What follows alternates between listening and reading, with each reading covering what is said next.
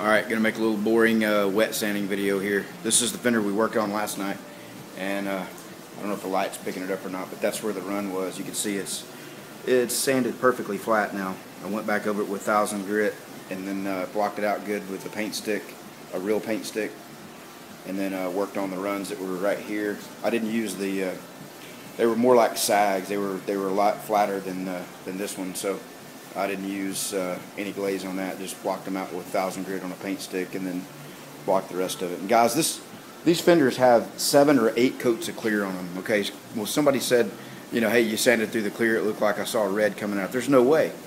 There's no way I can sand through the clear on this without, you know, unless I went just like totally crazy. I've been using a towel, the orange one right there, and this one the whole time, and there's not one speck of red anywhere on it. So I think you might be seeing things. But anyway, we're going to sand the top of this fender, and we're going to put the camera up and take you along with us. Hopefully we can sand that stripe out of there, or at least the texture you feel when you go across it. Hopefully we can get that flat. And you see the other fender over there, it needs a lot of work. There's a run that goes all the way down that pinstripe that we got to work on. So we'll get this one all done and polished up, and then we'll focus our attention on that one. Alright, we're sanding with 3 different kind of blocks here. We've got this motor guard soft block that a lot of people sand with, and it's pretty good, very flexible, a little bit softer on one side than the other, but mostly pretty flexible.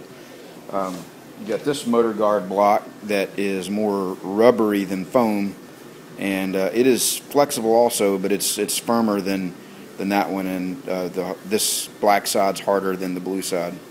And the block I'm using primarily to do the initial cut is this DuraBlock hand block, and this is made out of the same stuff all the other DuraBlocks are, and it's, you know, it's got a little bit of bend to it, but it's mostly pretty firm, and use that to try to get a good flat first cut, and then use the soft blocks to get the you know, the various angles and so forth. So, and I'm starting with 1500 grit. I know a lot of people start with coarser grits than that, but you know, and you probably can get a more level flat surface with that, but for what we're trying to do, I think this is a good place to start.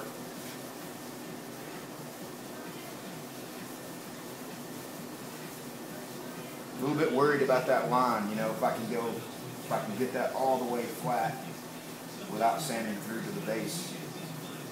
So we'll see. This thing has quite a bit of clear on it, four coats.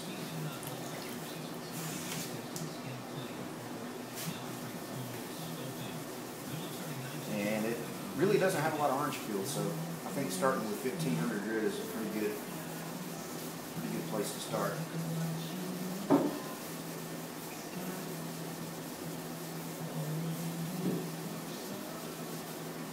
And I'm going to hit the fast forward on this and get this thing going in fast motion right now.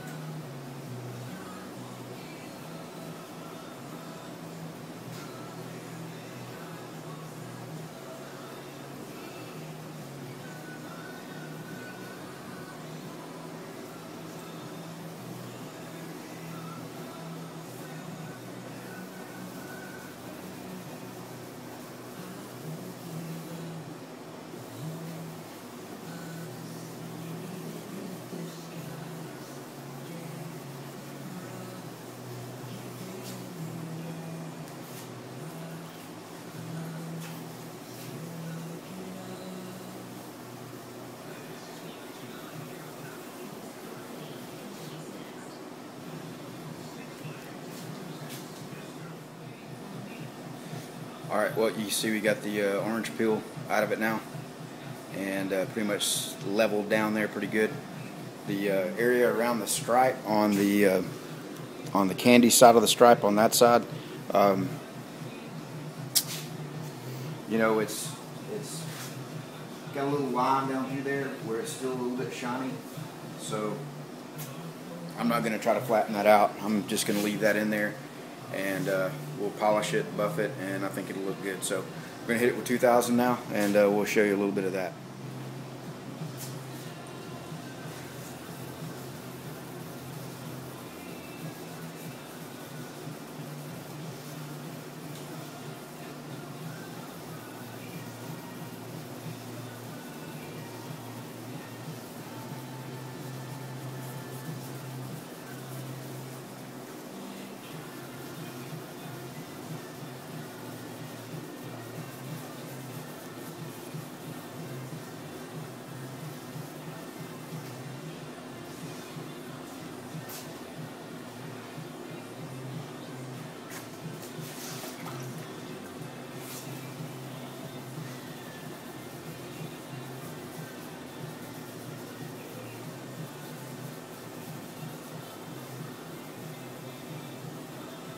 The 2000, I'm going out and getting the edges more, and just coming up and riding that edge, just dragging it across there every so lightly, just to get any bumps or roughness out of the top of that body line.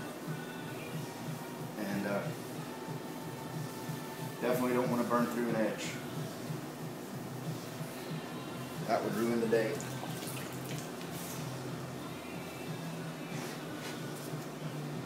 Alright, so just doing the same thing here with the 1500, just working our way down, getting these tight spots right in here.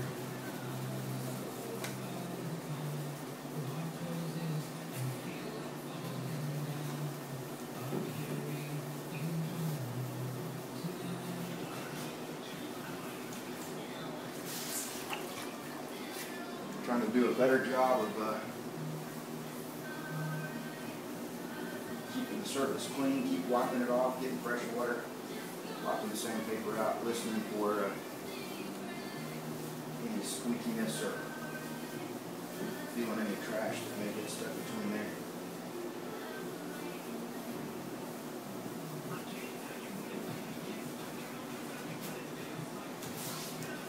And where the pinstripe goes up on this edge, I'm really not even doing anything with that. It's, you know, that film build tends to be really really minimal on the edges, and I have no interest in going up after that.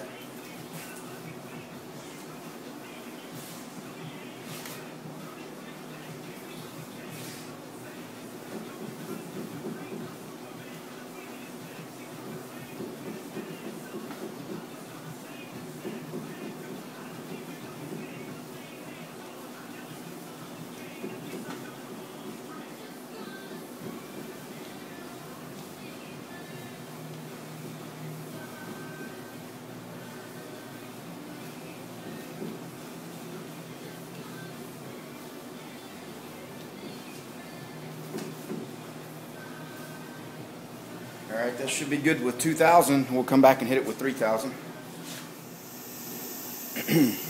Alright, to do the initial sanding on this, I'm going to use, you can see it's got two interface pads, well, one interface pad plus the 3000 grit disc has kind of a built-in interface pad, so give it a lot of cushion to get up and over those edges and so forth, and then we'll come back and take that middle one off to get the flat part. So we'll go ahead and show you that now.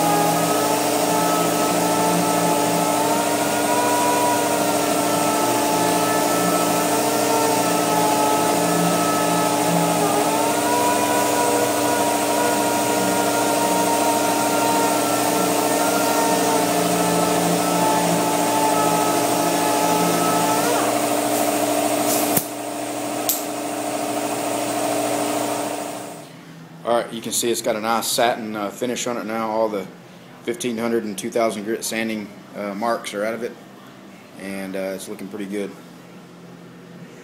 So it's ready to start buffing, so we'll come back and show you that here in just a little bit.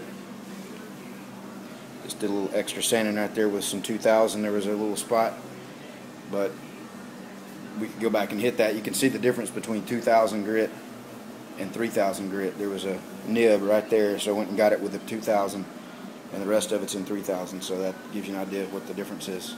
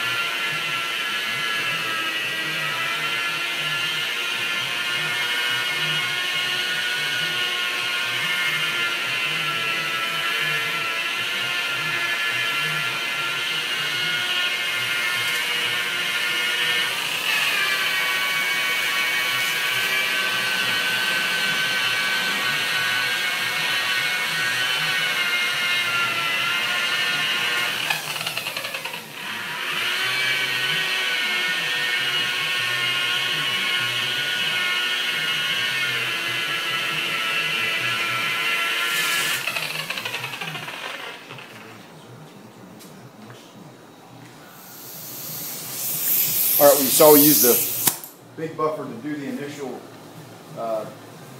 compounding on the flat area, and you know, I'm sure a lot of guys could use the big buffer to get up on that lip and on that body line edge and all. But I'm just not comfortable doing that. So this is how we're going to do it.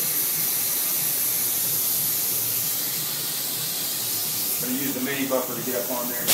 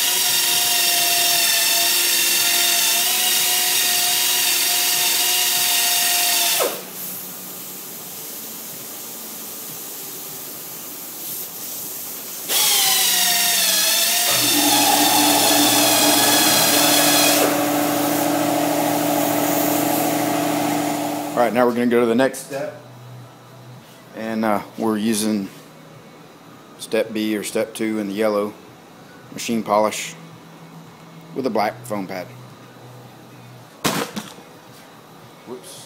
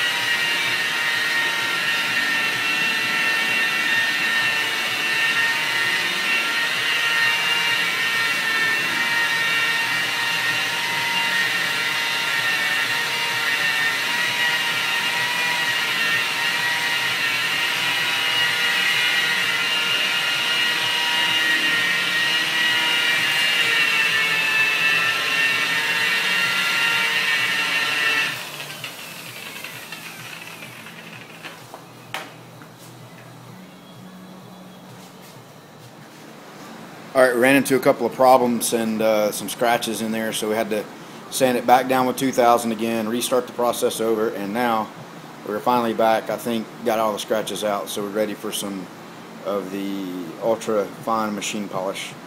And we're going to use that on a blue pad.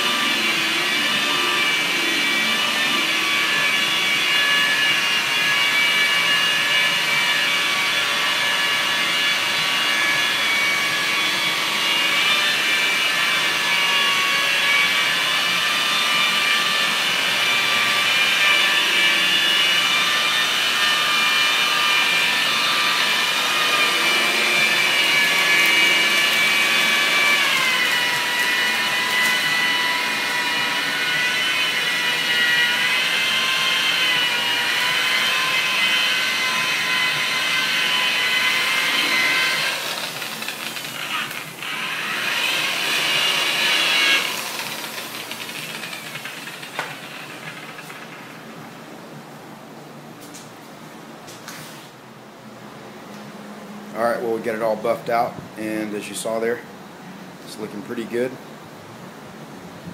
And so we'll go ahead and buff out the side of this fender and get it out in the sunlight and show you what it looks like. And we just did a wipe down there with, got all the residue off with final inspection from McGuire's. So we'll come back in a little bit and show you what the rest of the thing looks like out in the sun, and then after that we have to tackle this bad boy. And as you can see, oh yeah, there's a big run all the way down. That got a lot of work to do on that one, but we'll get it. Alright, today was trash day, so using the trash can to prop up the fender in the sunlight before I drag it back up to the back of the house. And I don't know if this is showing up good in this light, but yeah, it really turned out pretty nice. There's a couple of scratchy areas that I got to go back and fix. There was a run, you may remember, from right in here and right there, so there's some deep scratches right there I got to go back and get out. And here is the area that that had the big run that we used the body filler, the glazing putty on, and you can see there's no waves or anything. I went back and blocked that again with 1000 grit, and turned out good. So anyway, that's a wrap. Long boring video with lots of sanding. Alright guys.